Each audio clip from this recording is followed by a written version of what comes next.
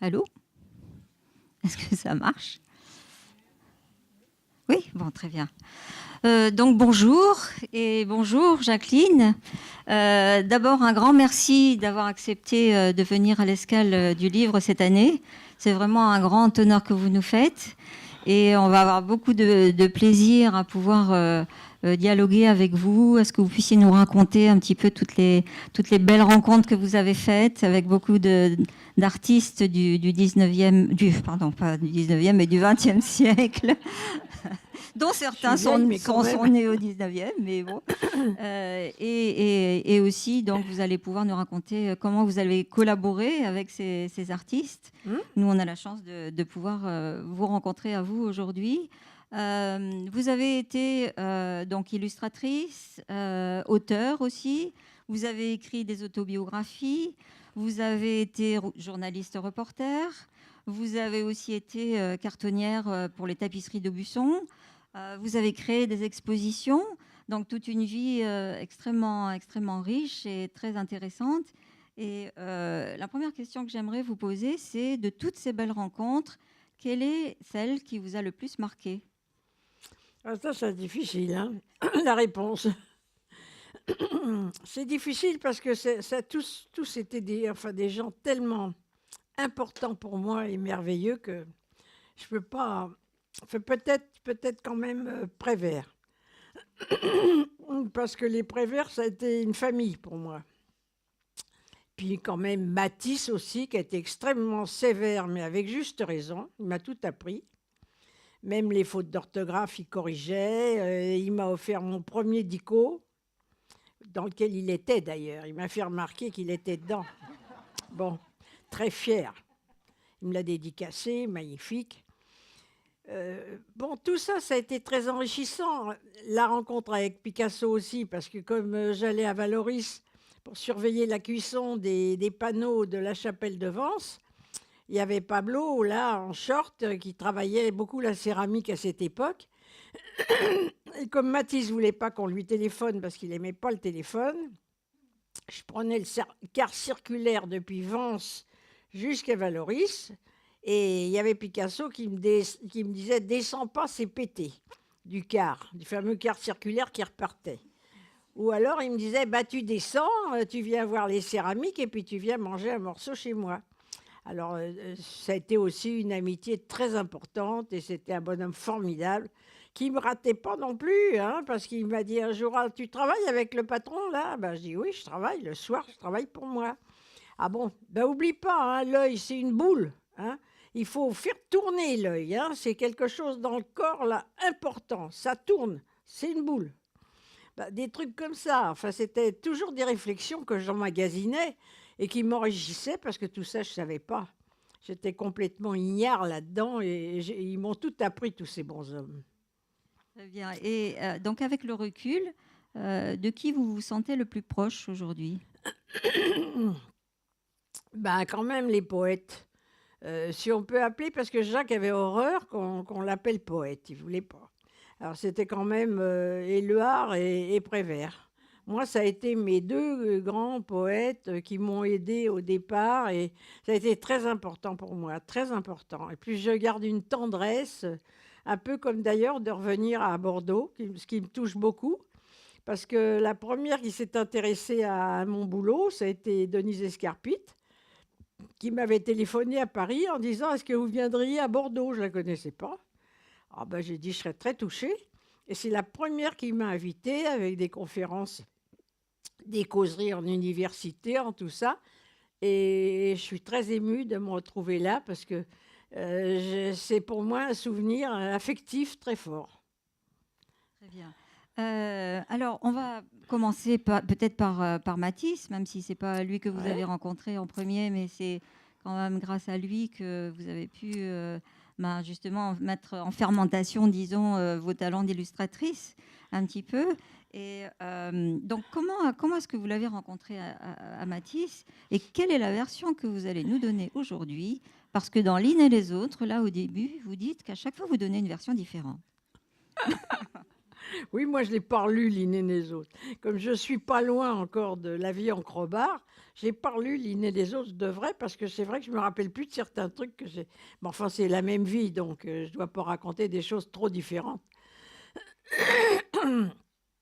Bah, j'ai toujours aimé dessiner, j'ai toujours fait du dessin. Ma mère était libraire, il y avait des livres, donc j'aimais les livres et le dessin. C'était deux choses que j'avais envie de faire. Plus tard, c'est de faire des dessins pour des livres. Ça, c'était un objectif de toute petite. Et puis, bon, bah, j'ai dû gagner ma vie, j'ai fait toutes sortes de choses, hein. J'ai surtout beaucoup gardé les enfants parce qu'il y avait des organismes qui prenaient des jeunes filles pour promener des enfants ou s'en occuper complètement ou habiter chez eux parce que la maman partait pour des raisons professionnelles ou autres. Donc, c'est vrai qu'à cette époque, je gardais une petite fille adorable d'ailleurs, et à Nice. Et je la promenais et je voyais un cimier, je voyais Matisse assis dans un fauteuil dans les jardins de cimier qui étaient très fleuris et il dessinait sur un calepin des cinéraires, des fleurs comme ça.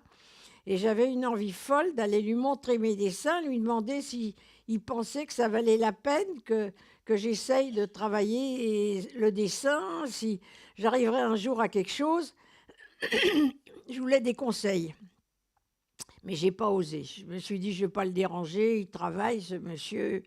Je l'admirais beaucoup, donc j'ai pas été le trouver, mais je lui ai écrit une lettre et je lui ai dit: «Voilà, j'aimerais bien que vous me donniez des conseils. Est-ce que je pourrais vous rencontrer? Est-ce que vous pourriez me recevoir?» Et il m'a répondu. Il était à Vence à ce moment-là et donc j'ai pris le car, j'étais à Vence avec ma petite fille, et comme sa mère faisait des très jolies robes pour l'Allemagne, c'était une dame allemande qui faisait de la mode française pour l'Allemagne, enfin moi, elle faisait ça en France, et elle n'était pas là, et j'ai choisi une robe dans le placard qui m'allait bien, qui était assez jolie, pour être chic, pour aller voir Matisse. Alors j'emmène la petite, on prend l'autocar, on va à Vence, on va à la Villa Le Rêve, et là je vais à mon rendez-vous avec la petite fille, et Mathis me reçoit très chaleureux, très gentil, puis il me dit ben, vous êtes bien élégante. Alors la petite fille, 6 ans, qui dit ah ben elle a pris une robe à maman dans sa collection. Et Mathis, il était plié en quatre de rigolade. ça, ça a tout de suite mis en. Voilà. Et puis après, ben, je suis rentrée. Il n'a rien dit sur le coup. J'avais apporté des dessins, hein, je lui avais montré ce que j'aimais faire. Et puis, quelque temps après, je reçois une lettre où il me propose d'entrer chez lui comme maître d'atelier parce qu'il avait beaucoup de travail pour les vitraux de la chapelle de Vence et qu'il avait besoin de quelqu'un pour l'aider. Ah, moi, ça me semblait la pure merveille. Et je suis rentrée chez Matisse. Voilà, c'est comme ça que je suis rentrée chez Matisse, où je suis restée 2 ans à préparer, à engouacher les papiers, ce qui a été d'une grosse importance pour moi de commencer à manier les couleurs, à choisir les couleurs avec Matisse, avec son conseil, ce qui n'était pas n'importe quoi. Et puis ensuite, il découpait les papiers. Moi, je montais sur la grande échelle, là où je suis en photo dans Petite Main, et je les épinglais comme il voulait. J'avais un petit coussin avec des épingles. Ben, c'est surtout derrière, là, la grande. Voilà, là. Alors, j'épinglais les dessins, enfin les découpages qu'il avait faits sur des panneaux. Et puis il me disait plus à gauche, plus à droite. Puis il me disait ben, redescendez, là le jaune ça va pas. Alors il changeait des couleurs. Je remontais sur l'échelle qui était branlicotait d'ailleurs. J'étais pas tellement rassurée. C'était une vieille échelle en bois qui grinçait et qui branlicotait quand on était en haut. Mais enfin bon, j'étais très jeune, me serais cassé la gueule, c'était pas grave, hein. Je me ramassais. Bon. Et voilà, j'ai beaucoup travaillé là-dessus avec Matisse, je lui préparais ses crayons.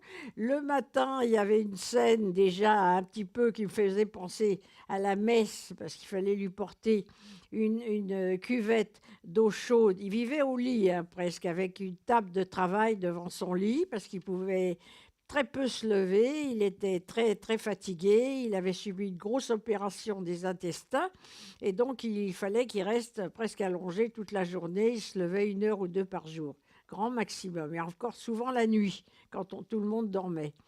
Donc le matin, il fallait qu'il se lave les mains, et avec un produit là, de dermacide porché qui n'embêtait pas les mains. Et après, il se les talquait parce qu'il disait il faut toujours avoir les mains très sèches pour toucher du papier ou ce avec quoi on va travailler. Alors j'ai appris ça déjà. Je me lave bien les mains, je les essuie, je les talque de façon à ce qu'il n'y ait pas l'ombre de graisse sur le papier. Il faut toujours que ça soit impeccable. Donc il y avait déjà cette petite scène qui me plaisait beaucoup, de se laver les mains le matin. Je lui préparais tout ça, puis il ne fallait pas que je sois en retard. Parce que j'avais mon petit déjeuner à 8 heures et après, c'était le travail avec Matisse. Alors voilà, j'ai eu beaucoup d'enseignements là que j'ai appris chez Matisse. Et puis le soir, quand j'avais fini ma journée de boulot, qui n'était pas rien, parce qu'il fallait vraiment travailler, j'avais le droit de travailler pour moi. Alors, je vivais complètement chez lui, dans l'appartement. Il y avait une cuisinière, il y avait une infirmière, il y avait Lydia, qui était la secrétaire qui s'occupait de tout, qui était aussi la maîtresse de maison un peu. Donc, elle gérait tout et ce n'était pas n'importe quoi. Il y avait des expos dans le monde entier. Enfin, il y avait toujours des tas de choses à faire. Et donc, moi, j'étais l'aide d'atelier. Je travaillais avec Matisse. Je ne peux pas dire qu'à ce moment-là, je ne pensais pas vraiment illustration. C'est quand il m'a envoyé chez Prévert pour dédicacer un livre de Jacques qui venait de sortir, qui était Paroles, dont tout le monde parlait, il y en avait plein les journaux. Il m'a dit, vous allez aller chez Prévert, vous prenez le car qui va à Saint-Paul-de-Vence, depuis Vence, et puis pareil, vous reprenez le car pour revenir, et vous faites dédicacer le livre pour mon fils qui vient d'Amérique, et je voudrais lui offrir. Alors, je fais ça. Et là, avec Prévert, alors ça a tout de suite été formidable parce qu'il était pieds nus sous un olivier dans son jardin de Saint-Paul-de-Vence. Et puis moi, je rentre comme Matisse m'avait dit, il fallait pousser le petit portillon en bois, arriver au bout de la maison, je l'ai vu là, dans le jardin. Et j'arrive vers lui. Il me dit « Bonjour, je te connais, je t'ai vu chez la libraire l'autre jour, tu es la petite qui est chez Matisse. Tu t'appelles Jacqueline ?» Je dis « Oui. » Et moi, comment je m'appelle? Alors moi, je suis restée toute comme une idiote. Oh, ça va pas, il dit. On parle de moi partout, j'ai ma photo dans les journaux, elle ne me reconnaît pas. Janine, mets une assiette. Alors Janine a mis une assiette qui est restée jusqu'à la fin de leur jour. J'ai toujours eu mon assiette chez les Prévert. Alors déjà, l'entrée en matière a été formidable. Et puis tout doucement, Jacques me dit, enfin, après 1 ou 2 fois où je revenais comme ça pour d'autres livres, ça, c'est très joli, mais tu ne vas pas toujours rester chez le vieux. Qu'est-ce que tu vas faire après? Je dis, moi, mon rêve, c'est de faire des livres pour les enfants. J'avais d'ailleurs commencé à travailler avec Éluard sur Grindel, qui a été le tout premier à s'intéresser. Alors justement, on va parler justement d'Éluard. Alors, en fait, après ces 2 ans chez Matisse, vous partez avec lui à Paris. Oui. Voilà, et c'est là où vous allez... Non, déjà, j'avais rencontré Éluard avant. Parce que comme il fallait que je gagne ma vie, je travaillais dans une usine à l'époque. J'étais à la CGT. Il y avait des réunions pour les ouvriers et les ouvrières. Et moi, j'y allais parce qu'il y avait des poètes qui venaient causer. Moi, j'ai toujours aimé la poésie. Donc, j'allais écouter. Et il y avait Éluard qui lisait ses poèmes. Enfin, ça m'avait enchantée.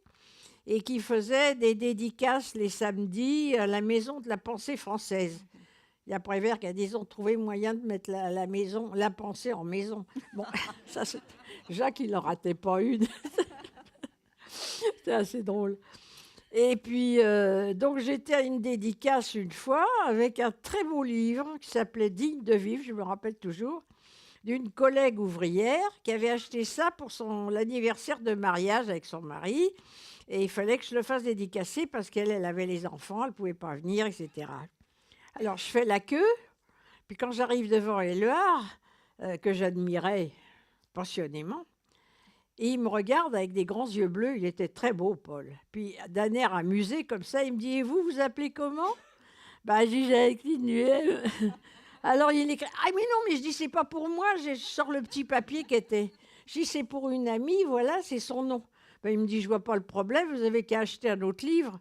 Mais je dis oui, mais moi j'ai pas les sous. Parce que c'est à cette époque, j'étais moins de 18 ans. J'avais l'abattement du salaire féminin, l'abattement des moins de 18 ans, on a oublié tout ça. Hein. Enfin, finalement, ce que j'étais payée comme ouvrière métallurgiste chez Pathé Marconi pour faire du bobinage toute la journée, j'avais de quoi payer ma carte de métro pour la semaine, ma carte de cantine à midi. Et puis, quand j'arrivais à me payer un ressemblage tous les 2 mois, c'était le maxi, hein, j'avais pas grand-chose. Bah, j'ai dit, j'ai pas de sous, je peux vraiment. Bon, bah, ça, vous m'attendez. Hein. Alors, j'ai attendu. Et puis après, il me dit, bon, bah, moi, j'ai quand même droit à un livre ou deux. Il me dit, qu'est-ce que. Vous en voulez un pour vous? Bah, j'ai dit surtout celui de ma copine. Hein. Alors, il m'a dédicacé celui de la copine. Et puis après, il m'en a offert un, que j'ai toujours d'ailleurs. Et puis voilà. Et puis il me dit, oui, mais c'est pas tout ça. Hein, parce que là, maintenant, bah, vous me devez un dîner. Alors, je vous emmène dîner. Ah bon? Moi, tu parles. J'étais sur un petit nuage. J'avais un vague fiancé à l'époque, il m'attend encore. Hein. Voilà comment j'ai connu Éluard. Et alors, c'est là qu'a commencé après la collaboration pour Grindel. Oui, mais c'était pas celui-là. Ah. Non, voilà, c'est pas la. Alors, racontez-nous, pourquoi c'était pas celui-là? Ben, c'est pas celui-là parce que c'était très difficile à cette époque. Il n'y avait pas d'éditeur pour jeunesse. Il n'y en avait pas. Il y avait de temps en temps Gallimard qui sortait des livres de jeunesse, mais c'était très exceptionnel. Et puis je pense qu'Éluard n'était pas tellement copain dans le coin Gallimard à l'époque. Ah ben, il dit, il faut qu'on trouve un éditeur. Alors finalement, on a trouvé une bonne femme qui était la sœur d'une bonne femme qui faisait SVP au téléphone. Donc elle avait un peu de sous. Et elle avait envie de faire de l'édition. Madame Adagero, elle était très sympa, cette bonne femme. Bon, alors elle dit, ah, mais moi, je vais publier ce livre, je vais trouver les sous, je vais publier ce livre. Et alors, elle a commencé à s'occuper de publier, mais c'est un format album, assez moche, pas terrible. Et en plus de ça, comme à ce moment-là, j'avais quitté Matisse et j'allais beaucoup en Italie où j'étais invitée chez une comtesse qui a été la première qui a acheté un dessin à moi, qui avait la superbe villa di Mazères, où il y avait tous les... qui était de Palladio, où il y avait dedans toutes les fresques de Véronèse. Enfin, là, j'ai adoré cette maison et j'étais comme l'enfant de la maison. Marina m'a adorée, m'a tout de suite adoptée, donc j'étais partie chez Marina. Et la bonne femme, elle lavait les dessins dans un seau parce qu'on n'avait pas assez de sous pour la couleur. Puis elle a repassé au trait, je sais pas. Enfin, donc la première édition, c'est pas terrible. Bien que les dessins sont quand même presque toujours les mêmes, hein, parce que le texte ne changeait pas. Oui. Alors j'ai des lettres de Paul qui me dit, mademoiselle, quand on fait un livre, on se promène pas. Bon. Voilà. Et pour l'histoire alors, l'histoire de Grindel, quelle est l'origine? L'histoire de Grindel, ça, je crois que c'était un peu moi, quoi. C'était un peu moi parce que il a été un peu amoureux et moi aussi, je dois dire. Moi, j'étais même complètement amoureuse. Alors là, il était magnifique, Éluard. Puis en plus, il avait une façon de parler à lui qui me plaisait beaucoup. Il parlait d'une voix un peu chantante, avec des mots très choisis. Moi, j'adorais ça, je pouvais l'écouter des heures. Alors, il m'a présenté à tous ses amis, c'était Claude Roy, il y avait tous des gens très intéressants autour de lui. Il avait des collections il avait le très beau portrait de Nouche par Picasso. Et il avait perdu sa femme 1 an avant ou 2 ans, quelque chose comme ça. Il en restait très épris et très, très malheureux. Donc, il avait tout ça chez lui. Et moi, j'étais déjà, quand il m'invitait, j'adorais cet appartement où il n'y avait que des merveilles à regarder. On buvait le vin dans les verres de Victor Hugo, que lui avait offert Jean Hugo. Enfin, ça m'a semblé que je rentrais dans un musée, quoi. Et c'était vraiment... Puis, il y a eu une espèce d'affection formidable avec Paul. J'ai tout de suite été très, très éprise de Paul, de tendresse et amoureuse par la même occasion. J'étais une gamine, donc... Alors, voilà. Après, il a épousé Dominique, ce qui était très, très bien, parce qu'il me disait, il faut que je m'achète une conduite intérieure. Et il a épousé Dominique. Et on Et- était amis avec Dominique. Mhm. Et donc après, donc vous m'avez dit que l'enfant qui ne voulait pas grandir, là, Ouais. ça a été quelque chose de très important pour vous, et Oui. vous aimeriez bien aujourd'hui qu'il soit réédité. C'est-à-dire que il y avait déjà, je crois que c'est le journal Elle, mais à ce moment-là, j'avais rien à voir tellement avec le journal Elle, mais ils se sont intéressés à Grindel et je connaissais pas encore vraiment le journal Elle à l'époque. Ils ont publié Grindel. Et alors, Femmes françaises, qui était le journal communiste des femmes, a fait une scène à Paul en disant: mais comment nous, on est le journal féminin et vous confiez Grindel à un autre journal. Enfin quoi, ils lui ont fait une scène. Alors, écrivez-nous un texte. Alors, il a écrit L'enfant qui voulait pas grandir. Et il m'a demandé de l'illustrer. Et puis, alors, donc, ça a été publié aussi. Et je trouve ça très important. Et lui aussi, il aimait beaucoup ça parce qu'il disait que c'était important de parler de la guerre aux enfants, des difficultés de la guerre, de quand il y avait la guerre, qu'il fallait éviter la guerre et qu'il fallait quand même en parler de la guerre aux enfants. Alors, et malheureusement, il y a eu une salade impossible à expliquer et trop compliquée avec l'héritière, Cécile Éluard, qui m'a quasiment fait un procès parce que Gallimard avait publié un poche avec le nom d'Éluard dans Grindel aussi gros que le mien. C'est une petite metteur en page à la con qui avait fait ça, qui a pris la porte tout de suite. Mais enfin, la bêtise était faite. Et ça, elle me l'a mis sur le dos, la fille. D'abord parce qu'en fait, je crois qu'elle détestait Dominique, donc elle a fait une espèce de procès pour me reprendre tous ses textes. Et parce que j'avais été l'amie de Dominique, quoi. C'est compliqué tout ça. Toujours est-il que maintenant, j'ai plus le droit ni d'illustrer Grindel. J'en fais un avec sa permission, bien sûr. Enfin, elle est décédée, la pauvre, la fille de Paul, Cécile. Donc, j'en fais un pour de luxe, là, en gravure, numéroté, très peu d'exemplaires, une cinquantaine, pour le prix de l'Académie des Beaux-Arts qui a été créé par Simone Lursa, le prix du beau livre. Alors, j'avais toujours envie de le faire, je le fais en ce moment, je le fais cette année, mais j'ai jamais pu rééditer Grindel ou L'enfant qui voulait pas grandir parce que j'ai pas compris qu'est-ce qu'ils ont fait. Je connais pas encore la petite fille que je vais rencontrer et je crois qu'ils ont donné aux Beaux-Arts, je sais pas. Enfin, toujours est-il, on n'a plus le droit de l'utiliser.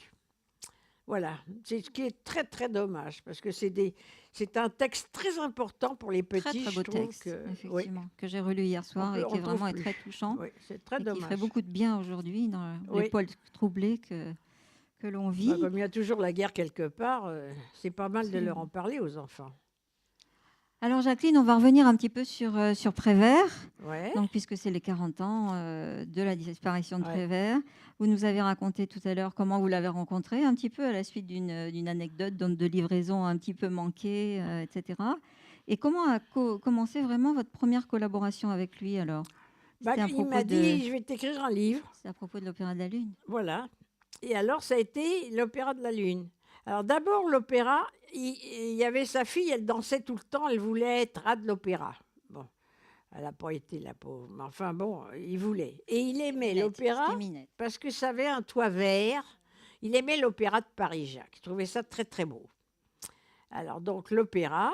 Et puis, la lune, il aimait la lune. Il disait toujours, mais les gens, ils parlent tout le temps du lever du soleil et jamais du coucher de la lune, qui est une merveille. Bon, alors, donc, il y avait la lune et l'opéra. C'était ce que Jacques aimait le plus. Il aimait ça. Donc, il a lié ça là-dedans.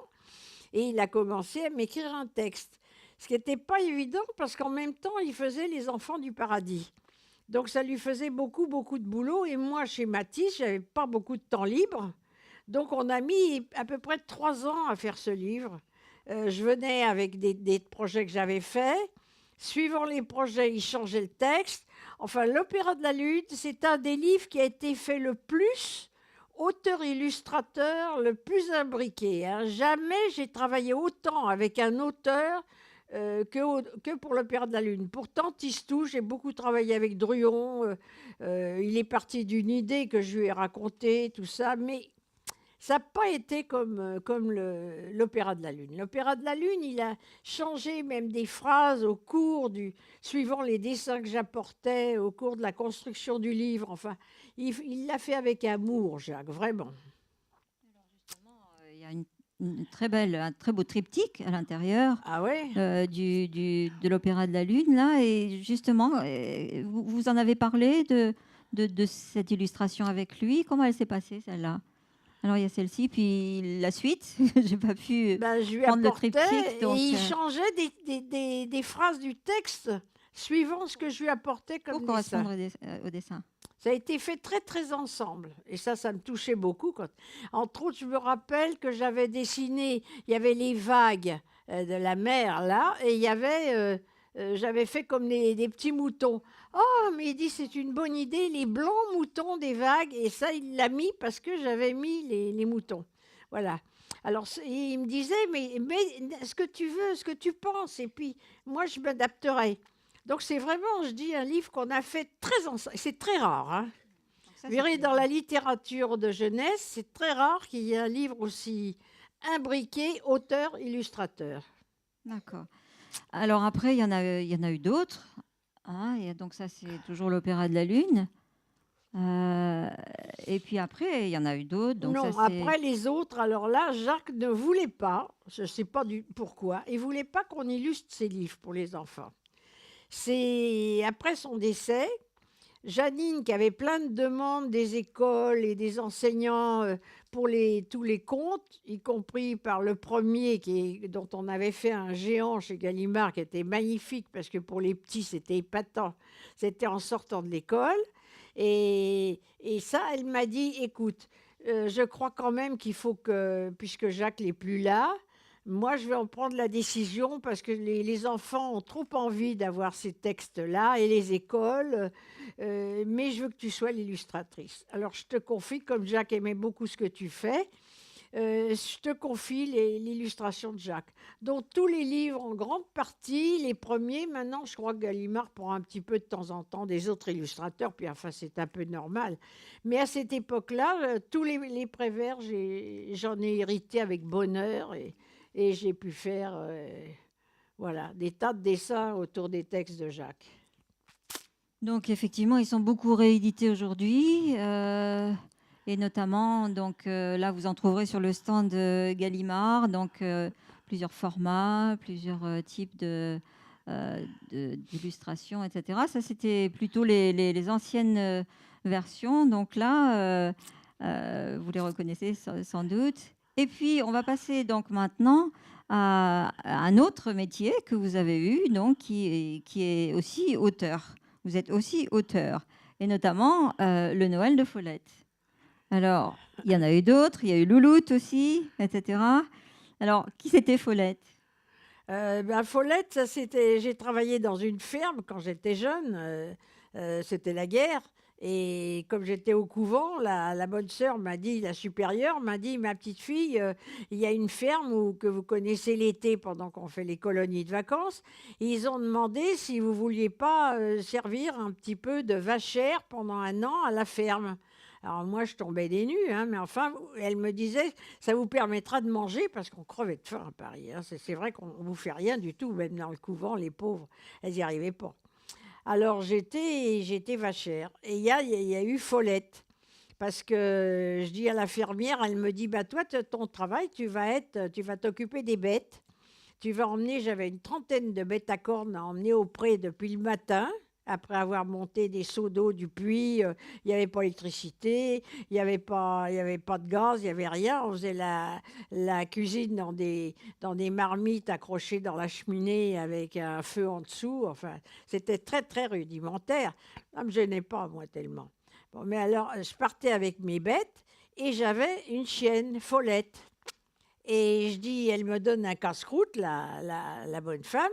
La mère elle s'appelait comme une haie. Bon, elle me donne un sac avec un casse-croûte, avec du pain, du fromage. Et il y avait toutes sortes de jambons et de saucissons, des rillettes, parce qu'on tuait le cochon une fois par an. Puis, pardon, il y avait des charcutailles délicieuses. Alors, elle me met tout ça dans une... Et je dis, ben, et pour le chien? Ah, ben, elle me dit, les chiens, faut pas qu'ils mangent. Si les chiens, ils mangent, ils travaillent pas. Ah non, non, ça, Jacqueline, le chien, il travaille, il mange pas. Alors, tu parles. Et puis, un biberon de lait, j'avais, enfin, une espèce de bouteille avec un bouchon avec du lait. Alors, bon, je mène mes bêtes dans le pré. Et puis, je fais ce que me dit la fermière, qu'il fallait voir s'il n'y avait pas des trous où toutes les bêtes pouvaient se tirer. Alors, je visitais les trous. Et quand je reviens auprès de l'arbre où j'avais laissé la musette avec les casse-croûtes, plus rien. Tout le casse-croûte, le biberon de lait, tout ça, plus rien. Plus de chien non plus. Alors, Follette, j'appelle. Alors, tout doucement, elle arrive, là, derrière les fourrés. Mais je lui dis, c'est rien, écoute, tant pis, je ne mangerai pas. Je mangerai mieux demain, ce soir, en rentrant. Bon. Alors, j'y faisais des câlins. Elle ne revenait pas. Hein. D'habitude, c'était des coups de pied au cul qu'elle recevait. Alors, voilà, on est devenus copines avec Follette. Mais enfin, là, je n'ai pas raconté toute l'histoire de Follette. Il faut vous l'acheter. Hein. Exactement, exactement. Alors, il y en a eu d'autres, donc vous avez créé Je vous-même, trouve encore Follette, Louloute d'ailleurs. aussi. Et Louloute. Et Oui, puis... Louloute. Louloute, c'est mon premier chien que j'avais adopté sur un bateau en allant en Grèce. Parce que j'avais un père que j'ai jamais connu, mais j'avais un père grec quand même. Bon. Alors, ma mère, qui en avait marre parce que j'étais insupportable, elle a trouvé que ça devait être maintenant mon père qui voulait s'occuper de moi. Elle m'a amené en Grèce, mais elle n'avait même pas l'adresse de mon père. Ça n'a pas été très coton, cette affaire. Alors, elle m'a collé dans un couvent français. Mais enfin, où tout le monde parlait grec quand même. Et puis, donc, moi, le chien que j'avais ramassé sur le bateau, qui était adorable, elle l'a ramené sur Paris en disant, de toute façon, les bonnes sœurs, elles ne veulent pas de chien. Et puis, quand tu reviendras, tu trouveras le chien. J'étais malheureuse comme tout parce que j'ai adoré ce chien. Bon, là aussi, vous lirez l'histoire. Exactement. Donc, ils sont sur le stand Gallimard, Mais je ne sais etc. pas si on le trouve encore. Follette, oui, je crois Là, que je l'ai on vu. va les rééditer parce que j'ai une expo à Paris en 2018 qui groupe tous les originaux, la peinture, les gravures, les tapisseries, tout ça. On va en parler. Fin 2018. Et là, justement, je fais un jeu avec les enfants, avec un parcours pour les chiens. Et on réédite un livre avec les histoires de chiens. Ça fera une seule parce qu'il y a il y a des livres qui sont du Seuil, qui ne sont pas tous chez Gallimard, donc on ne les trouve plus, c'est vrai. Là, au moins, on trouvera. Alors justement, Jacqueline, là vous parlez de projets futurs, d'expositions, etc. Et ce qui frappe dans votre œuvre, en fait, c'est que, bon, illustratrice, vous avez été auteur aussi, etc. Et il y a vraiment plusieurs aspects qui sont très intéressants. Et vous avez aussi écrit, moi, ce que j'appelle des autobiographies. Donc avec Lynn et les... Ah, j'ai oublié, mais j'allais vous faire réagir un petit peu sur Ça, c'est celui-là. à l'insert, Voilà, ça, oui, sur j'adore. un petit clin d'œil à Ça, on le l'insert, trouve puisque encore, ça. notre dernier numéro Ouais. était sur Rue du Monde, et puis aussi les Badinter. Donc, Ouais. dans quelles circonstances est-ce que vous avez été amené à faire ce livre avec eux? Avec Robert? Ah ben non, ça, je travaillais avec Elisabeth. J'ai illustré 2 livres d'Elisabeth dont on ne parle plus, mais qui sont formidables pourtant, des livres d'histoire du XVIIIe siècle, très très beaux. On ne les trouve plus. Il y en a un au Seuil, puis un chez Gallimard, et puis c'est ça. Et alors, une fois, j'étais à une conférence de Robert à la ABN, et puis à la fin de la conférence, il y avait une petite plaquette. Je me suis dit, tiens, je vais m'acheter la petite plaquette. Je fais la queue avec tout le monde. Puis quand j'arrive devant Robert Badinter, il me met la main sur la mienne et il me dit, vous m'attendez. Ah bon? Alors j'ai attendu que tout le monde ait fini de faire dédicacer sa petite plaquette et il me dit, voilà, je voudrais que vous m'illustriez les droits de l'homme. Je me suis dit, non, mais il va pas bien. Moi, je les avais même pas lus complètement, les droits de l'homme.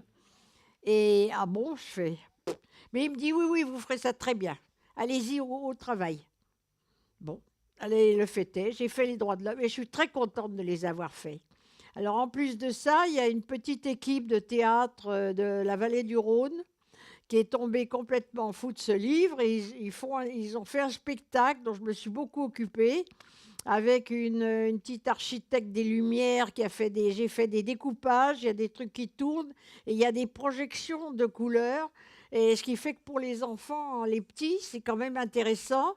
Ce qui permet après aux enseignants de développer les droits de l'homme, parce qu'on ne peut pas dire que ce soit un sujet tellement commode à causer dans les classes. Hein. Et pourtant, c'est très important, parce que c'est vrai qu'on les connaît mal et qu'il y a tout là-dedans. Donc, en fin de compte, je suis très contente de l'avoir fait et ce spectacle diffuse bien les droits de l'homme. Et vous le faites d'ailleurs avec beaucoup d'humour. Je pensais avoir inclus une page où on voit justement la liberté illustrée par, par un clown sur un fil, tendu sur un fil. Effectivement, on pourrait se poser la question aujourd'hui. Alors, je reviens sur les autobiographies. Donc, il y a Lynn et les autres, qui a été écrit en 1986. Ouais, je sais plus. Oui, Je sais pas. c'est ça. Ensuite, bon, il y a aussi l'entretien qui a eu lieu donc avec Florence Noisville à la suite de l'exposition de Mais Bordeaux. ça, c'était l'Expo à Bordeaux. Et ça, c'était Oui. l'expo à Bordeaux. Et puis, il y a aujourd'hui donc Une vie en crowbar. Et puis, il y a celui que moi j'appelle aussi une autobiographie, donc, puisque c'est le documentaire avec Matisse, donc toute la petite main, l'histoire de la petite main avec Matisse. Alors, une autobiographie, bah, c'est toujours un peu compliqué. Il y a ce qu'on dit, il y a ce qu'on ne dit pas. En même temps, alors j'avais noté que Prévert disait que vous faisiez toujours des menteries. Oui, facilement. Alors, Oui. alors, dans cette autobiographie, justement, alors, qu'est-ce qui est vrai? Qu'est-ce qui est Non, moins là, en vrai? principe, il Qu'est-ce n'y a qui pas est... de... Non. Il n'y a pas de menterie. Non, il n'y a pas de Non? menterie. Il y a pas de Ok. menterie. Non, non. Non, il disait, et Éluard aussi disait ça, mais de toute façon, tu es un poète, et Jacques disait la même chose, parce que tu inventes. Et voilà, parce que quand ça ne m'arrangeait pas ma vie, je l'inventais. Alors voilà, alors tu inventes des choses. Et c'est très bien que tu inventes des choses, mais ça devient ta vie. Alors c'est compliqué après, c'est sûr. Et c'est vrai. Mais enfin, là, non, c'est la vraie vérité. Il n'y a pas de... Il y a pas d'invention. Et alors, donc, comment elle s'articule un petit peu ces quatre autobiographies, un petit peu? Donc, Ah L'une et les autres. ben, oui, Ça vient en Crowbar, crowbar. oui, c'est... Crowbar, c'est plus sur votre vie, sur Oui, votre enfance, oui, sur la voilà. famille, Oui, etc. L'une et les autres, donc c'est plus sur bah, les grandes rencontres avec Matisse, avec voilà. Prévert, avec Oui. Éluard, avec Sandra Ars, avec tant d'autres. Ok. Voilà. Euh, comment avez-vous composé une page comme ça, en fait? Comment c'est Dans venu une page Crowbar. comme ça, oui? Ah ben ça, j'ai mis 2 ans à faire Crowbar parce que c'était vraiment une composition, hein. J'embranchais les dessins avec... mais le plus de boulot, ça a été pour la metteur en page de chez Alors, Gallimard. racontez-nous tout à l'heure l'histoire que vous avez racontée avec l'histoire du papier craft. Ah bah oui, le papier craft, c'était une première chose. Déjà, quand je suis arrivée, quand je prends mon matériel toujours là où Matisse allait, sur les quais, et le bonhomme, je lui demande de me couper 150 feuilles de craft. Bon, il me dit, qu'est-ce que vous allez faire avec tout ça? Ah ben, je dis, je fais un livre. Ah mais ça m'intéresse, moi je connais Monsieur Kraft, je vais l'appeler. Bon alors, quelques temps après, il me dit, ben Monsieur Kraft, ou ce qui représente Monsieur Kraft, je sais pas, il vous fait cadeau du papier. Alors moi, toute fière, j'annonce ça chez Gallimard, parce que ça me faisait un peu plus de droits d'auteur, s'il n'y avait pas le papier à acheter. Et puis, je donne les premières épreuves. Et là-dessus, il y a la fabrication qui me téléphone chez Gallimard Jeunesse. Jacqueline, il faudrait que vous passiez quand même. Bon, alors je passe. Je me dis, qu'est-ce qu'il y a? Et la chef de fabrication me dit, bah, vous savez, c'est dur à dire, mais le craft, il n'y a pas de produits chimiques dedans. Donc la photogravure ne prend pas. Alors, on est obligé de fabriquer du faux craft. Conclusion, ça fait la fabrication 3 fois plus cher. Alors, la gueule d'Antoine Gallimard, eh ben, dis donc, Jacqueline, vous me la copierez pour les économies, hein? Bon, voilà, ça, c'est l'histoire du craft. Mais et autrement, il y avait une très jolie histoire, la metteur en page. Il y a un endroit où je dis, quand on aime son boulot, on peut travailler la nuit. Et à Conchetta, elle avait beaucoup de mal à rentrer tout ça dans son ordinateur, les phrases avec les écrits à la main, avec les dessins, tout ça pour la pagination. Et alors, elle était encore à minuit au boulot sur son ordinateur parce qu'elle avait le boulot de chez Gallimard et moi, je venais un peu en plus là. Alors, son mari lui dit, mais enfin, Conché, tu viens de coucher, il est minuit. Oh, ben, elle dit, je peux pas parce que je suis sur la page où Jacqueline dit, quand on aime son boulot, on peut y passer la nuit.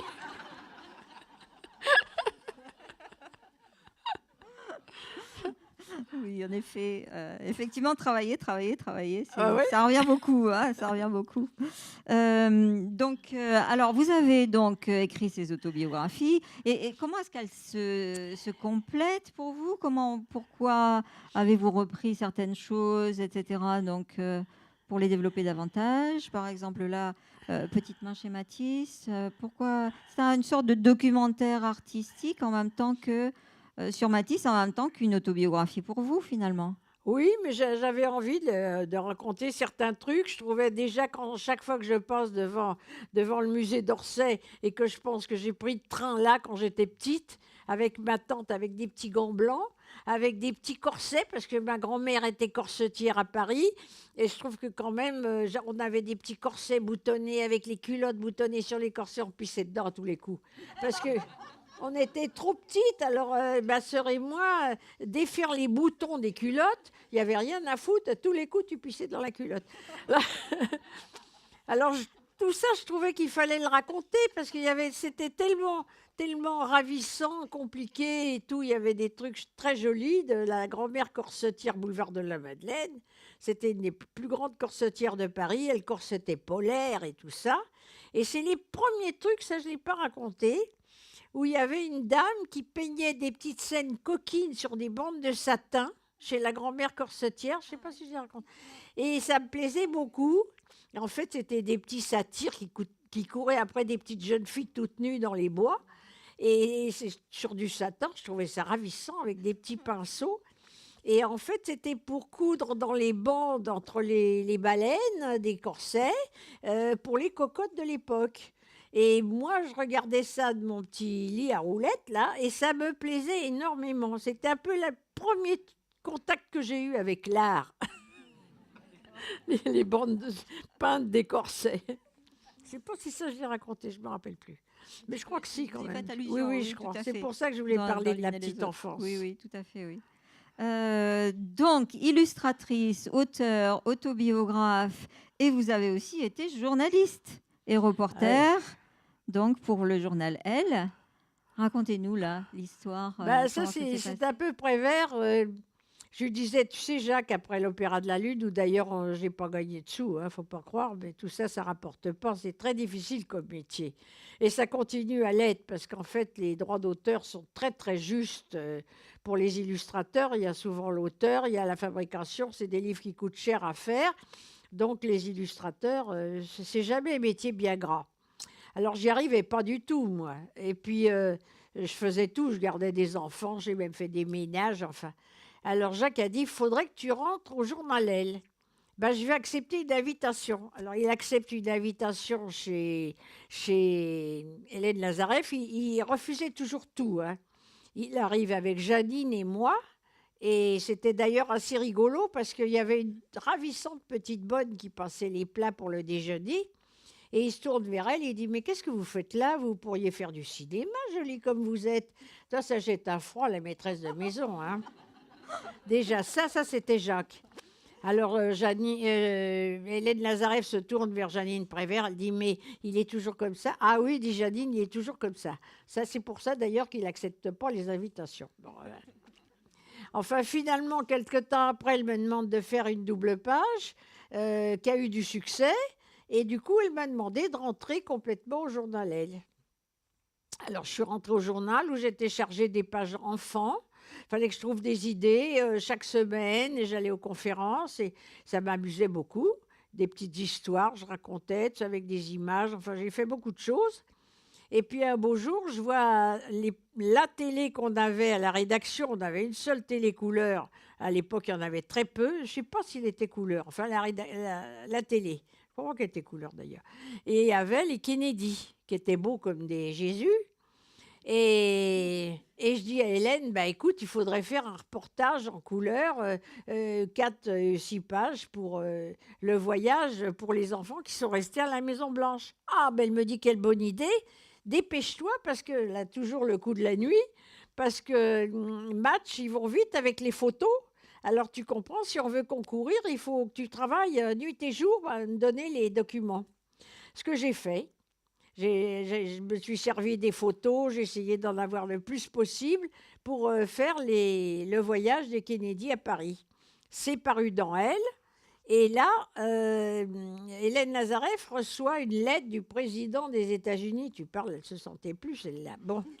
Et qui lui dit, je voudrais acheter les originaux de Jacqueline Duhem pour les garder en famille. Alors, elle me dit, tu vas les offrir? Ah ben, je dis, merde, alors moi, ils ont des sous, hein. Quand même, moi, j'en ai pas. Elle me dit, t'as été payée pour tes dessins? Elle n'avait rien à dire, hein. Bon. Alors, du coup, j'ai offert les dessins. Mais elle n'était pas folle, Hélène Nazareff. C'était une bonne femme formidable, celle-là aussi. Alors, bon, j'ai offert, elle a fait faire des petites caisses en bois, elle a des petits cadres, enfin, c'était parfait. Et puis l'attaché de presse, c'était Salinger, est venu chercher les peintures. Là-dessus, on a eu la première page de François avec photos, tout ça à l'époque, avec Hélène Nazareff, qui était fière comme tout. Et puis ça n'a pas raté, j'ai été invitée à la Maison-Blanche. Elle me dit, tu sais, il y a toujours des retours avec les Américains. Ah bon, bah oui, hein, moi j'étais... Bon. Et c'est vrai que ça a été énorme pour moi, parce que bon, j'ai été à la Maison-Blanche. D'abord, j'ai connu Jacqueline Kennedy, qui était une femme exceptionnelle, très touchante, très gentille. J'ai beaucoup aimé cette femme. Très, très bien, vraiment, à tout point de vue. Elle parlait français mieux que moi. Ça n'avait pas de mal, remarque. Mais enfin bon. Bon. Et vraiment, très, très chaleureuse. C'était bon souvenir, Jacqueline Kennedy. Et puis là-dessus, je l'ai accompagnée en Inde, au Pakistan, sur la commande de McCall Magazine. Donc j'étais avec elle et sa sœur, la princesse Radziwill. C'était un voyage fabuleux, de rêve. Et j'ai fait les dessins pour McCall Magazine, ce qui m'a valu la médaille d'or de l'illustration à New York. C'est un magnifique diplôme comme ça que je vais mettre dans mon expo. Hein. Bon. Voilà. Voilà, enfin ça c'est le truc Kennedy. Après, Pierre Lazareff m'a dit, oh bah ça y est, t'es un grand reporter maintenant, tu vas partir. Alors j'ai été suivre le voyage du pape qui se baladait pas tellement. C'était le premier grand voyage qu'il faisait, je crois que c'était Pie XII, en Terre Sainte. C'était très très chouette d'ailleurs. Et puis après, j'ai suivi De Gaulle en Amérique du Sud, qui était un énorme voyage. Et vous êtes rentré et vous écrivez dans L'Une et les autres, et j'étais gaulliste. Ah oui, oh bah oui, mais le père de Gaulle, c'était quelqu'un d'extraordinaire. Hein. Ça, je dois dire qu'il était fabuleux. Alors, il y a eu un truc très très bien avec de Gaulle, je ne sais pas si je le raconte, là, si, je crois quand même. Quand il devait descendre à La Paz, mais le docteur a trouvé que c'était trop haut parce qu'il commençait à pas être jeune et qu'il a eu peur qu'il ait un truc au cœur.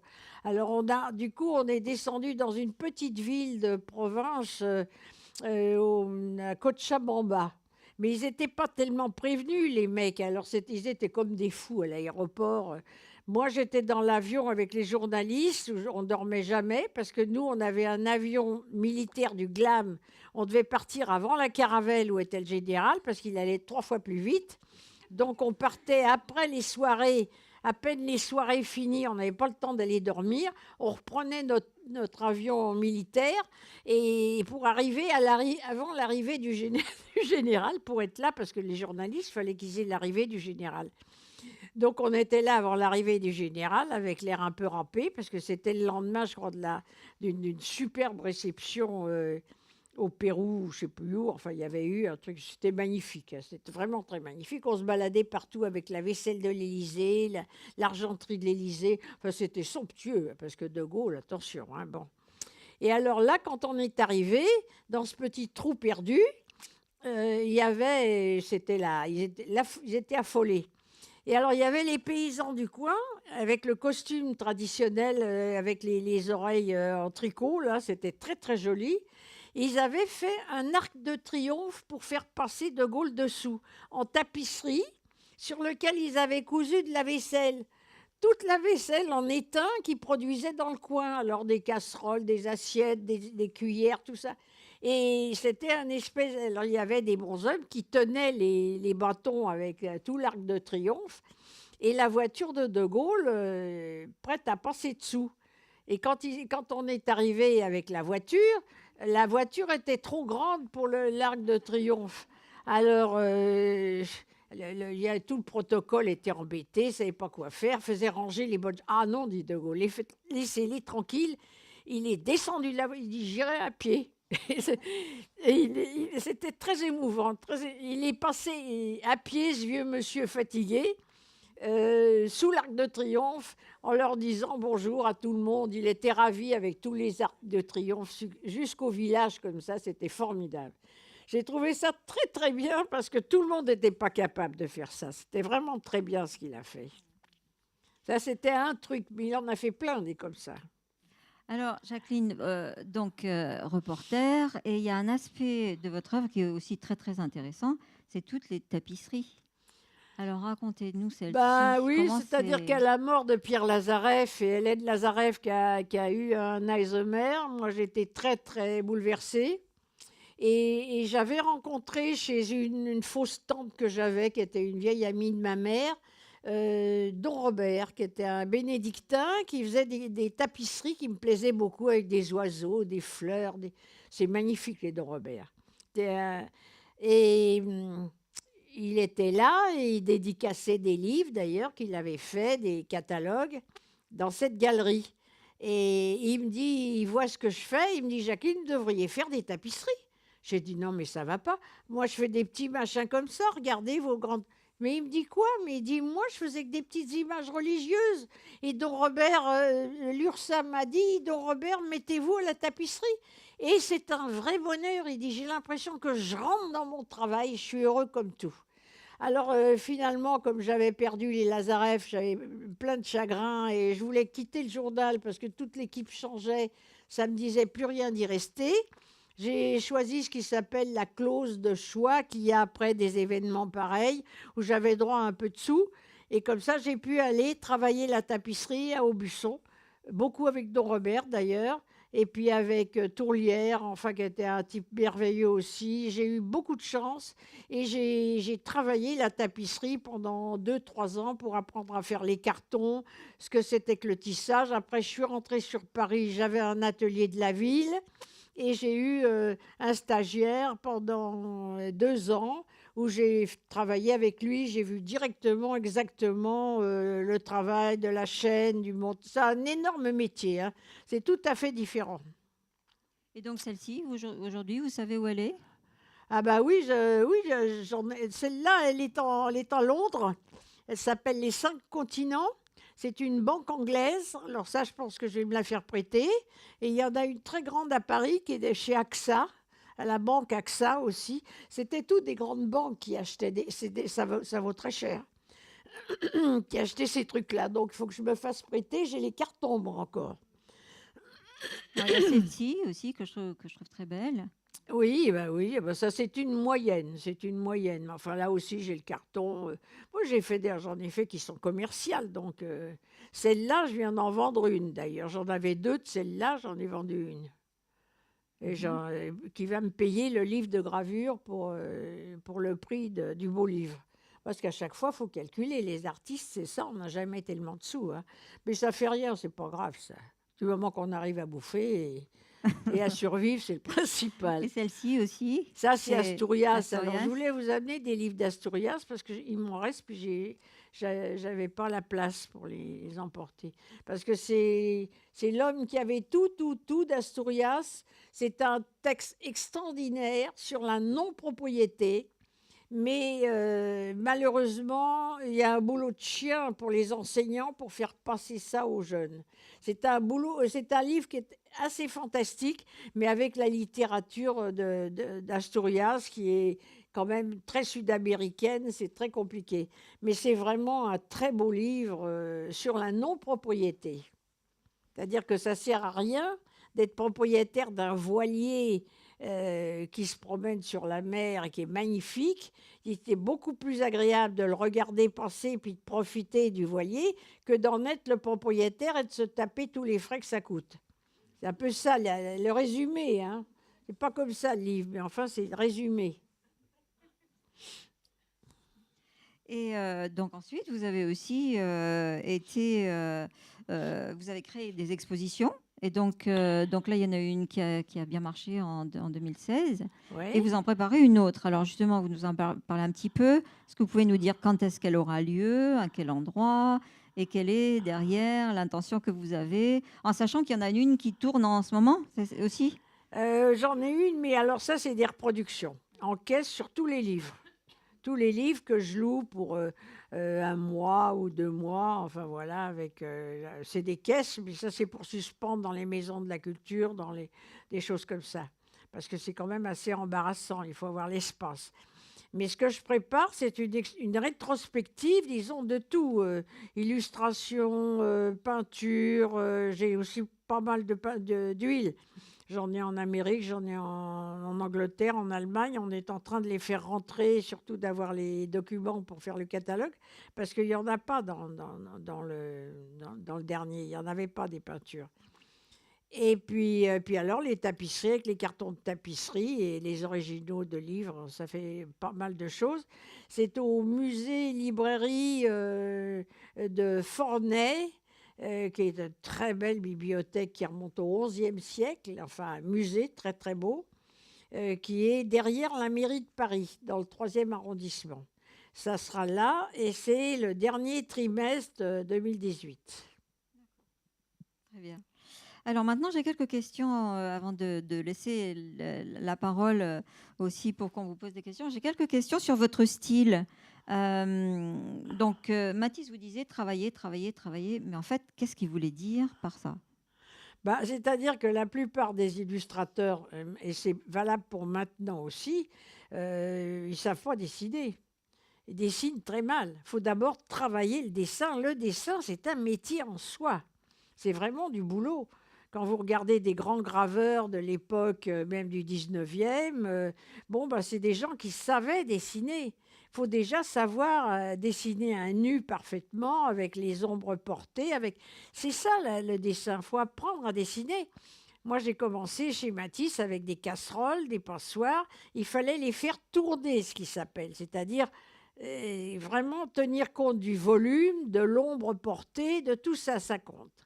Il faut savoir dessiner. Après, on peut s'amuser à faire ce qu'on veut. Mais il faut d'abord dessiner, savoir dessiner. Et ça, le dessin, ça ne s'apprend pas facilement. Il faut bosser, quoi.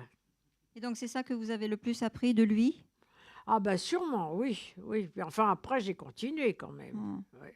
Et quels sont les autres artistes dont votre style s'est nourri? Ah bah ça, je n'ai pas vraiment l'impression. Je crois que chacun a sa personnalité. Moi, j'aime beaucoup François Place et ce qu'il fait. Je trouve que c'est une merveille. Mais François, il sait dessiner.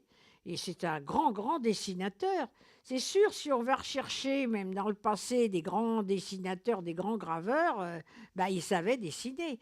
Je trouve que maintenant, il y a beaucoup plus de gens qui sont bien mignons, mais qui font ça légèrement et vite fait. Et voilà. Et dans les couleurs, c'est un peu la même chose, hein. C'est pas non plus tellement. Moi, je suis très copine aussi avec j'aime beaucoup pour écrire Suzy Morgenstern. Je trouve qu'elle a un style qui est vraiment chouette et marrant, et j'aime beaucoup. Et puis il y a Gerda Müller, qui est une des plus vieilles illustratrices qu'on ait, qui est à l'école des loisirs. Elle fait des trucs aussi très travaillés, et c'est très très joli. Enfin non, mais il y en a des grands illustrateurs, hein. Il y en a même beaucoup, des très bons. Mais il y en a beaucoup dans les petits jeunes, souvent. Enfin, il y en a des très bons, et puis il y en a d'autres qui font ça un peu comme ça. Et donc, pour vous, la couleur, c'est quand même quelque chose de très, très important. Ah bah c'est sûr. Alors, comment est-ce qu'on arrive à faire passer l'émotion à travers la couleur, Ça, à la créer une couleur, ça atmosphère? prend très peu, la couleur. On l'a pas. On l'a pas. Les rapports de couleurs, l'émotion à travers les couleurs, ça, je crois qu'on vient au monde avec ou pas, mais c'est difficile à apprendre. Ça vient naturellement, les couleurs. Et donc, vous peignez à l'aquarelle en mélangeant un petit L'aquarelle, peu les techniques. la gouache, la peinture à l'huile, les encres. Ouais.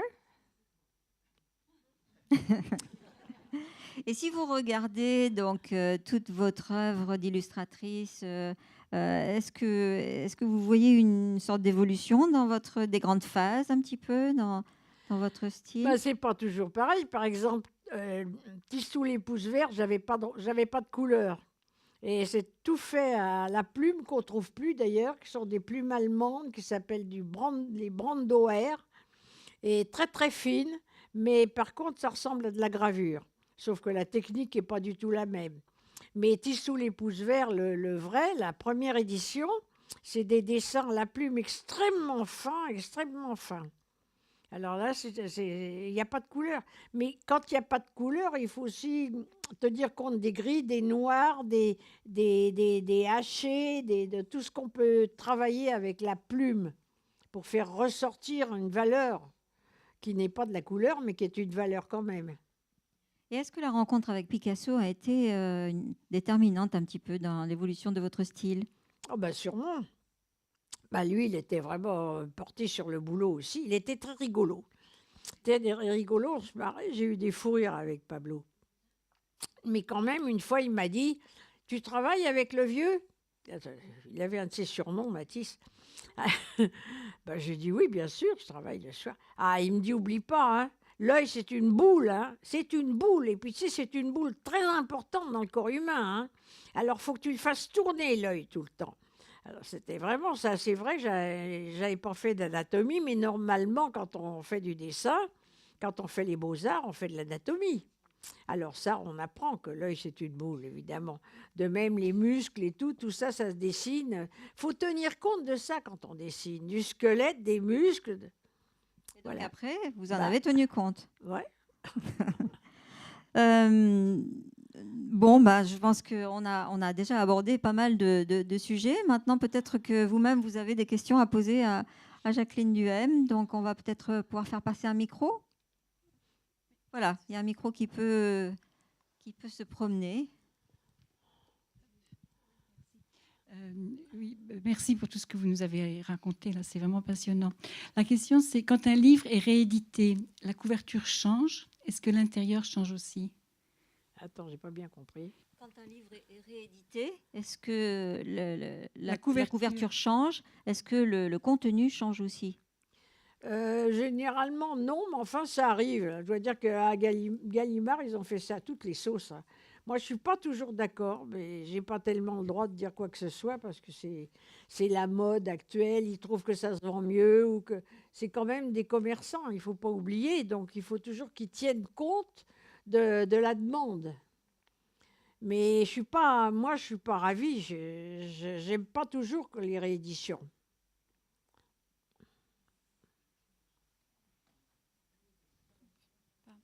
D'autres questions?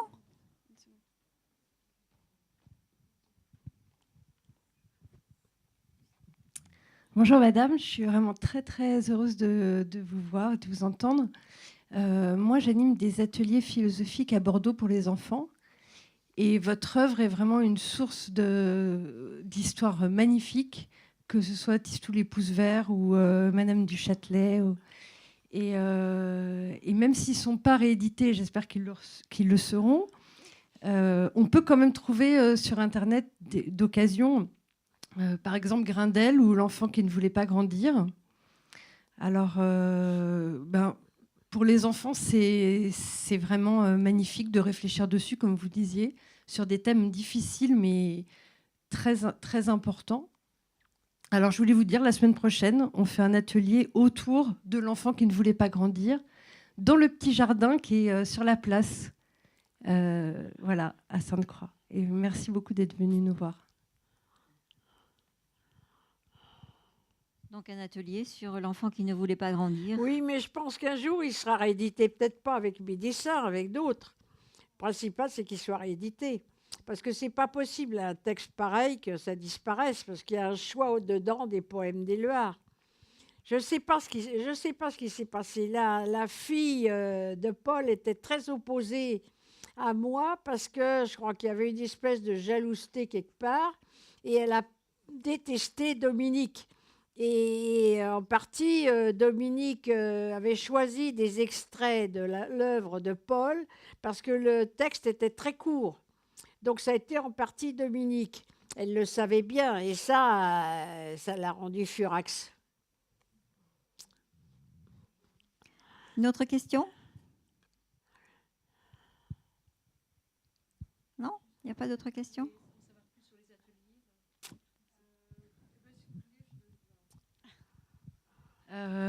C'est gratuit. Vendredi 7 avril, 17 h, au petit jardin qui s'appelle Jardin du Noviciat. Je ne suis pas là, moi. Ah. C'est dommage. À partir de 8 ans. Et tant que j'y suis, et au mois de juillet dernier, on avait fait 3 jours autour de votre travail, en fait, avec les enfants, aussi à Bordeaux Sud. Et c'était super. Et notamment autour de l'oiseau philosophie, dont on n'a pas parlé. Un très beau livre que vous avez illustré avec... peut-être vous pouvez nous parler de Gilles Deleuze, vous n'en avez pas parlé? Bah oui, moi j'aimais beaucoup Gilles, mais on était des amis de longue date aussi. Et je voulais toujours faire un livre avec lui. Et puis malheureusement, il a énormément travaillé sur la philo, donc il n'avait jamais le temps. Et quand on s'y est mis, il était déjà sur la fin de sa vie, avec une grosse maladie très douloureuse. Donc il a demandé qu'on choisisse des textes avec la fille du Seuil, ce qu'on a fait. Et là-dessus, il a écrit la préface, il était d'accord et très content du livre. Et c'est une interprétation un petit peu différente parce qu'en fin de compte, vous ne l'avez pas connu, mais moi, j'ai fait le portrait de Gilles et le portrait du meilleur copain de Gilles, qui était le père de ma fille, c'est-à-dire mon premier mari. Donc, le grand type en longueur, c'est Jean-Pierre, qui était aussi philosophe. Et le petit monsieur avec un chapeau, souvent, c'est Gilles. Alors, en fait, je les ai transposés dans le livre. Mais ça ne se sait pas. Je vous le dis, c'est un petit peu secret, quoi. Et j'ai eu beaucoup de plaisir à faire ça parce que je trouve que c'est des pensées magnifiques. C'est pas facile, il faut travailler dessus. Mais il y a eu des très bons résultats avec des classes et j'ai bien aimé les réflexions des enfants. Parce que les enfants, c'est formidable. Hein. Dès qu'on travaille, vous êtes au courant, dès qu'on travaille un peu avec eux, il y a des réflexions, il y a des découvertes. C'est formidable, ils voient tout en plus. Et ça, c'est très, très chouette.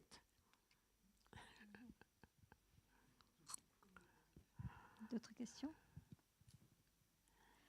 Alors, s'il n'y a pas d'autres questions, Jacqueline, Denise Escarpi, vous l'avez bien connue? Hein? Denise Escarpi, vous l'avez bien connue? Oui, je l'ai bien aimée. C'était une bonne femme formidable. Formidable. C'est la première que moi, j'étais dans mon petit coin d'illustratrice. Hein. C'est la première qui s'est intéressée vraiment à mon travail, qui m'a écrit, qui m'a téléphoné et qui m'a demandé de venir à Bordeaux. Sans ça, ça ne me serait même pas venu à l'idée. J'étais très, très fière. Hein. Et puis en plus, après, il y a eu une amitié, c'était une bonne femme extraordinaire. C'était vraiment un pistolet. Hein. Elle a été formidable dans la littérature de jeunesse, ce qu'elle a fait. Elle était énergique, elle avait un caractère de chien par moment, mais quelle bonne femme. Ah non, c'était vraiment une grande dame. Hein. Ça, Alors, comme vous le savez, on a inauguré le centre Denise Escarpi donc, il y a pas très longtemps, c'était au mois de janvier. Et on publie donc une revue, 5 numéros par an. Oups, ah non, j'ai dans le mauvais sens. On va avoir le plaisir de revoir toutes les illustrations de Jacqueline. Et alors, Denise Escarpi, tout comme vous-même... Ah, c'est un problème. Technicien, c'est un problème.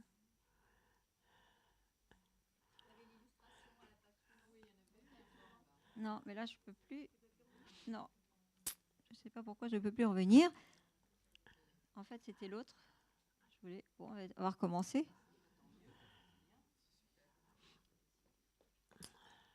Donc, vous m'avez dit en préparant cet entretien, Jacqueline, qu'il y a quelque chose qui vous tenait très, très à cœur.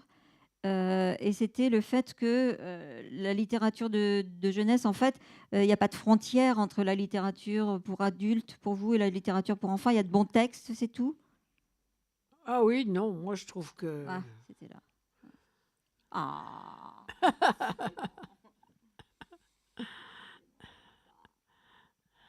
Oui, donc c'est quelque chose qui est très important pour vous aussi. Denise Escarpi s'est beaucoup battue pour ça, pour faire reconnaître la littérature de jeunesse, et vous aussi.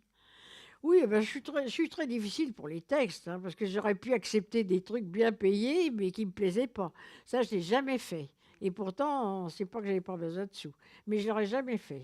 J'avais vraiment, j'aimais défendre les beaux textes, et souvent je les demandais. Avec Druon, je me suis empoisonnée avec. Il voulait pas écrire pour les enfants. D'abord, il aimait pas les enfants. Il m'a dit, mais moi, j'en ai rien à foutre des enfants. Qu'est-ce que tu veux que je fasse un texte pour les enfants? Alors, trouve-moi un thème. Et je lui ai raconté le moine qui plantait des fleurs d'un côté du mur du monastère. Et alors, moi, je lui ai dit au moine qui était un don mort, un vieux trappiste, je lui ai dit, mais pourquoi vous plantez les fleurs là? Mon père, il n'y a que les vaches et les chiens qui passent. Et que si vous le plantiez de l'autre côté du mur, il y a les petites sœurs quand même. Ça leur ferait plaisir. Ah, mais il me dit, mais c'est pas ça, Jacqueline. Moi, je plante des fleurs parce que le diable, il voit les fleurs et il va pas embêter les petites sœurs de l'autre côté du mur. Parce qu'il n'aime pas les fleurs, le diable. J'ai trouvé ça formidable. Alors, j'ai raconté ça à Maurice, qui a écrit « Tisse tous les pouces verts ». C'est génial. Ça marche très bien. Je reviens encore de signer un contrat pour le Japon. C'est international, Tisse tous les pouces verts. Ça marche très, très bien partout. Et c'est vrai que c'est un grand texte. Voilà, donc comme Denise Escarpi, vous défendez ces valeurs, nous aussi, on continue de le faire au Centre Denise Escarpi à travers donc notre revue que l'on publie. Donc, il y a 5 numéros par an. Et aussi, on a un site. Et si ça vous dit de venir collaborer avec nous et de faire partie du comité de lecture, vous êtes les bienvenus. Donc, n'hésitez pas à nous contacter et à venir nous voir. Merci beaucoup, Jacqueline, pour tous ces beaux moments que vous nous avez racontés, pour toutes ces histoires très croquantes que vous avez racontées aussi. Vous nous avez beaucoup fait rire et beaucoup appris aussi. On a beaucoup apprécié toutes ces belles rencontres que vous nous avez fait partager. Encore merci. Merci.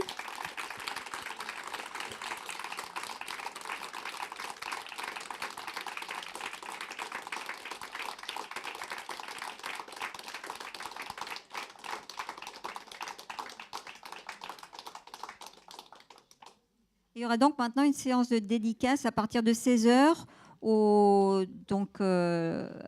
à la machine à lire, voilà, au rayon Gallimard. Je pense que peut-être...